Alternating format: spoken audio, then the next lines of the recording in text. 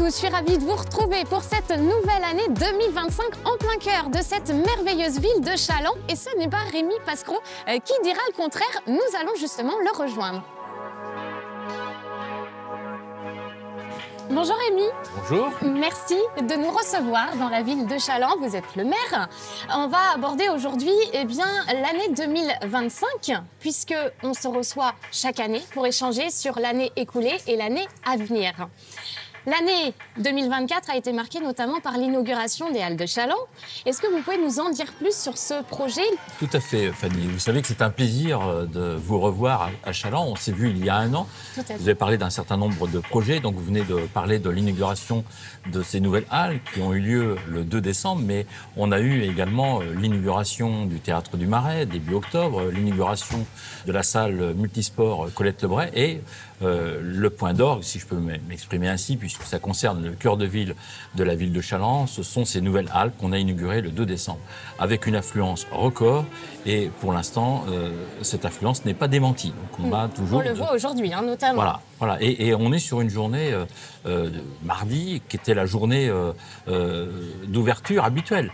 Mais on est passé de 3 demi-journées à 5 demi-journées, puisqu'on ouvre, en plus du mardi, du vendredi, du samedi, on ouvre le mercredi et le dimanche.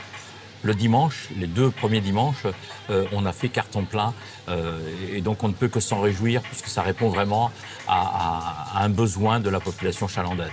Donc les halles, ça fait partie du réaménagement du cœur de ville, mais ce n'est pas le seul projet, il y en a d'autres. Non, on a plein d'autres projets, mais dans le cœur de ville même, vous voyez, on a aménagé un parvis devant ces halles et tout autour des halles et on va prolongé sur la place Aristide-Briand, là où sont les anciennes halles, et puis la rue Gobain, la rue piétonne.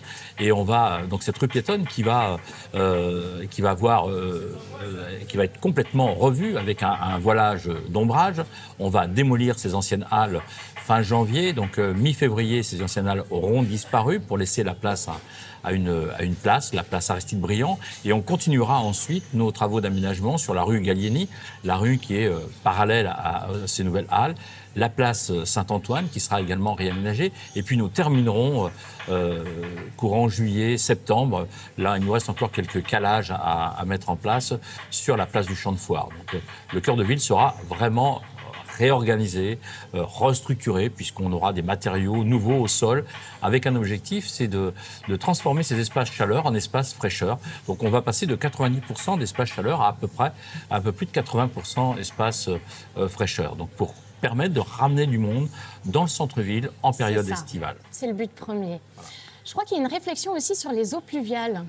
Oui, alors pas que, parce on a travaillé également sur l'eau, les réseaux d'eau, d'assainissement, les eaux pluviales qui ne sont pas collectées, qui ne sont pas captées dans tout ce centre-ville. Donc ça peut paraître un peu cocasse, mais c'est le cas. La ville de Challans s'est construite comme ça.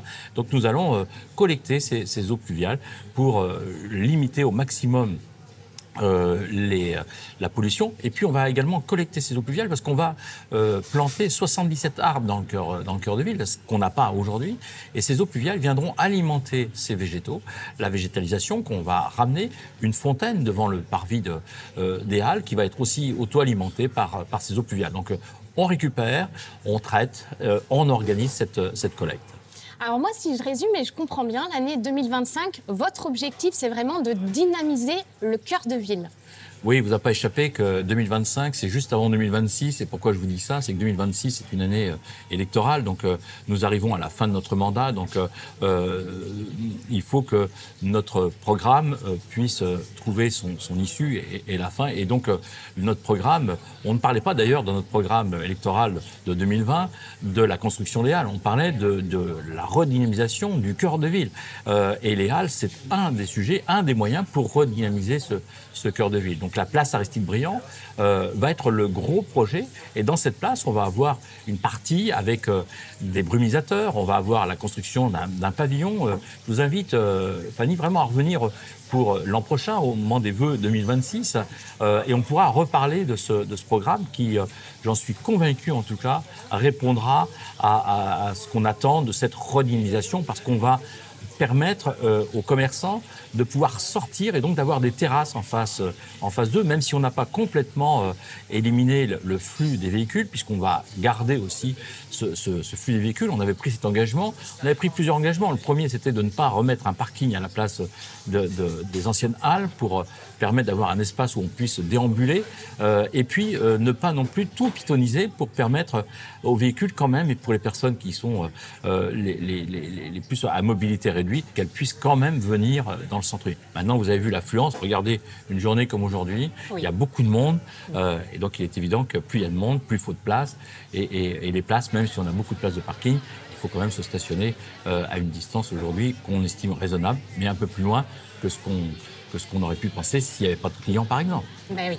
Je crois qu'il y a un autre projet, c'est notamment la maison de santé. La ville de Challans compte une progression une croissance de sa population entre 300 et 500 habitants de plus par an. Et c'est énorme. Ce qui est beaucoup. Donc il nous faut du logement, mais quand on a des logements, il nous faut aussi des médecins. Et donc ça aussi, c'est une préoccupation. La première des préoccupations quand on vient s'installer ici, on vient voir le maire en disant « Monsieur le maire, j'ai besoin d'un médecin ». Eh bien, pour avoir des médecins, il faut aussi qu'on soit capable de les accompagner dans de bonnes conditions. Et donc, courant 2025, et j'ose espérer qu'on posera la première pierre de cette maison pluridisciplinaire de santé dans notre pôle santé et sociale, rue de la Pauquière, pour que des médecins puissent venir s'y installer. Donc on a aujourd'hui un groupe de médecins qui vient d'ailleurs d'obtenir son statut pour pouvoir intégrer cette maison pluridisciplinaire de santé. Donc les médecins sont prêts, il manque plus que le bâtiment. Les médecins sont prêts, et pas que les médecins, puisque c'est le corps médical dans sa globalité, avec infirmiers, pharmaciens et d'autres professionnels de santé. Donc on aura un certain nombre de cabinets de consultation, et donc ils sont prêts. Alors aujourd'hui, on a 3 médecins qui sont prêts, avec une partie secrétariat, des infirmiers, des infirmières, puisque je vais le mettre au féminin, puisque là en l'occurrence il s'agit de deux infirmières, et on va porter, nous, le projet immobilier pour que les médecins n'aient pas ce surcoût à porter, avec une possibilité de voir leur nombre venir s'installer dans cette maison pluridisciplinaire de santé croître, puisque on sait qu'il y a des cabinets de consultation qui ne seront pas occupés au départ. Et puis j'espère que cette maison pluridisciplinaire de santé sera très rapidement insuffisante et qu'il nous fera reconstruire. On a aussi des gros projets, toujours sur la voirie, parce que les projets sont conséquents. Bien qu'on ait doublé, on ne satisfait pas encore tout le monde, avec aussi des travaux d'assainissement. Et donc ça, il faut quand même le signifier et l'indiquer à la population chalandaise. Ça représente des coûts, c'est un peu plus de 4 millions d'euros par an sur l'assainissement, c'est près de 4 millions d'euros sur la voirie. Donc tout ça pour rassurer aussi la population, même si je peux comprendre que ça ne va pas assez vite, mais en tout cas, les efforts sont réels. Et puis, bien évidemment, je vais terminer pour leur souhaiter tous mes vœux, des vœux de bonheur, des vœux de santé et plein de bonnes choses. Et permettez-moi d'avoir également une pensée pour les personnes seules, les personnes malades, qui, dans ces moments de fête, puisque c'est une fête, ces fêtes de fin d'année, ce sont des fêtes familiales, des fêtes où on aime se réunir, on aime faire la fête, etc. Eh bien, pour l'ensemble de ces personnes et pour l'ensemble des Chalandaises et des Chalandais, je leur souhaite vraiment une très très belle année 2025 avec beaucoup de projets. Et puis soyez présents au rendez-vous puisqu'il y aura de nombreuses animations durant cette année 2025. Donc bonne et heureuse année 2025. Merci beaucoup, Rémi Pascot. Merci à vous de nous avoir suivis. Eh bien, moi aussi, je vous souhaite une très belle année 2025. Une année engagée et généreuse, c'est vous qui l'avez dit. Tout à fait, une année engagée et généreuse après une année sportive. Cette année, on la veut engagée et généreuse. Donc, vraiment, engagez-vous et soyez généreux. Quand on donne, on reçoit. Donc, c'est aussi dans nos vœux. Engagez-vous, c'est important pour les autres, d'autant plus quand on peut le faire, il faut le faire. On a d'ailleurs mis en place l'heure civique, donc ceux qui veulent donner du temps, 1 heure par an, 1 heure c'est pas beaucoup, eh bien l'heure civique, la ville de Challans est engagée dans cette heure civique. Donc vraiment, il n'y a pas de raison que 2025 ne soit pas une très très bonne année. Donc à nouveau, je renouvelle mes vœux, bonne et heureuse année à l'ensemble des Chalandaises et des Chalandais. Merci et à bientôt. Au revoir.